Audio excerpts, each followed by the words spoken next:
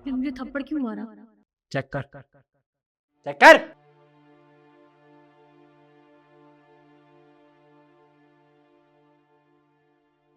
वो थोड़ा सा नमक ज्यादा हो गया। थोड़ा सा नमक ज्यादा हो गया? तुझे अच्छे से पता है ना माँ को बीपी की प्रॉब्लम है, तूने फिर भी नमक ज्यादा डाला क्यों? गलती होगी, आगे से नहीं होगी। गलती हो गई? आजकल तुझसे गलती कुछ ज्यादा नहीं हो रही है? कभी तू नमक ज्यादा डालती है, कभी मिर्च। तेरा ध्यान कहाँ रहता है? रहने दे बेटा, इसे समझाने का ना कोई फायदा नहीं है। इसका तो ये रोज का हो गया है, कभी कुछ गलती करती है तो कभी कुछ। समझाने का कोई भी फायदा नहीं है। इसके माँ बाप ने दहेज में कुछ नहीं दिया, ये दे दिया पूरी जिंदगी का बोझ। अरे सारी जिंदगी ये हमें ही ढोना पड़ेगा। मुझे क्या बोल रही हैं आप? क्या नहीं दिया मेरे घर वालों ने आपको? सब कुछ तो दिया। आपने जो जो मांगा था, इतनी लंबी लिस्ट पकड़ा दी आपने मेरे घर वालों के पास, और फिर आप कह रही हैं कि कुछ भी नहीं दिया। क्या दिया है तेरे माँ बाप ने? और अगर थोड़ा बहुत कुछ दे भी दिया है ना तो कोई एहसान नहीं किया हमारे ऊपर। अरे हर माँ बाप अपनी बेटी के लिए देते हैं। और ये जो फर्नीचर है ना, ये तेरे लिए दिया है ताकि तू इसे इस्तेमाल कर सके। पर गाड़ी गाड़ी इसलिए दी थी ताकि तुझे कहीं आने जाने में दिक्कत ना हो। और गहने गहने भी माँ बाप इसलिए देते हैं ताकि उनकी बेटी जब किसी शादी या फंक्शन में कहीं बाहर आए जाए ना तो कोई उसे कुछ ना कहे। और पैसा पैसा भी इसलिए देते हैं क्योंकि शादी के बाद उनकी बेटी के खर्चे बढ़ जाते हैं। शॉपिंग करना, घूमना, बाहर खाना खाना, कहाँ से आएगा ये सब? उन्हीं पैसों से आएगा। तो ये सब तेरा है, हमारा नहीं। मेरा?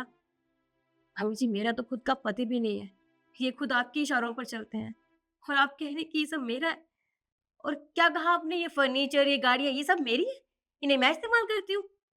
कब कर लिया मैंने भाभी जी? ये सोफा सेट, ये सब तो आपके लिए आया है। पूरा दिन मैं घर के काम करती रहती हूँ, मेरे पास इतना टाइम नहीं होता है कि यहाँ बैठ के आराम कर सकूं। और गाड़ियाँ गाड़ियाँ तो आपके बेटे के लिए है।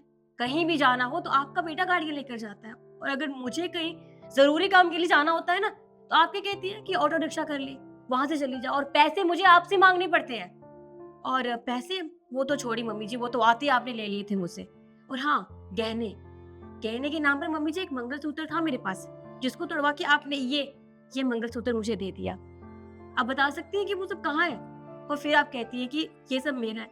अरे शादी के बाद मेरे घर वाले मुझे थोड़ा बहुत जो कुछ देते हैं वो सब भी तो आप अपनी बेटी को लाकर दे देती हैं। मेरे पास तो कुछ भी नहीं है मम्मी जी। आप कैसे बोल भी कैसे सकती हैं? एक सेकंड भाभी, आपकी हिम्मत कैसे हुई मुझे बीच में लाने की?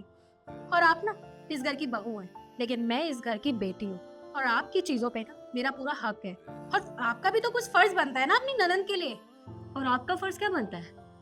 जब माँ जी आपको कुछ सामान लाकर देती है तो क्या आप अपने ससुराल जाकर वो सामान अपनी ननद को देती है? बताइए। कि कैसी बातें कर रही हैं आप?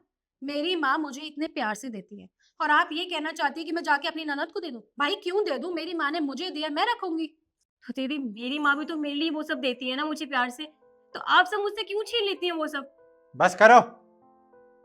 अगर अब की बार तुमने एक भी शब्द कहा मेरी माँ और बहन के बारे में तो मुझसे बुरा कोई नहीं होगा। तुमसे बुरा कोई हो भी नहीं सकता। और हाँ, तुम क्या सोच रहे हो? तुमने थप्पड़ मार के अपनी मर्दानगी का परिचय नहीं दिया है, अपनी माँ के संस्कारों का परिचय दिया है। सिखा। बस बहुत हो गया। मेरे बारे में कुछ भी बोलना है मैं सुन सकती हूँ, लेकिन मेरे घर वालों के बारे में किसी ने भी कुछ कहा ना, मैं बर्दाश्त नहीं करूंगी। और क्या कह रही थी आप? मैं कोई काम नहीं करती ना? तो ठीक है, आज के बाद इस घर के सारे काम अपनी माँ और अपनी बहन से करवाना, क्योंकि मैं ये घर छोड़ के जा रही हूँ। समझे तुम?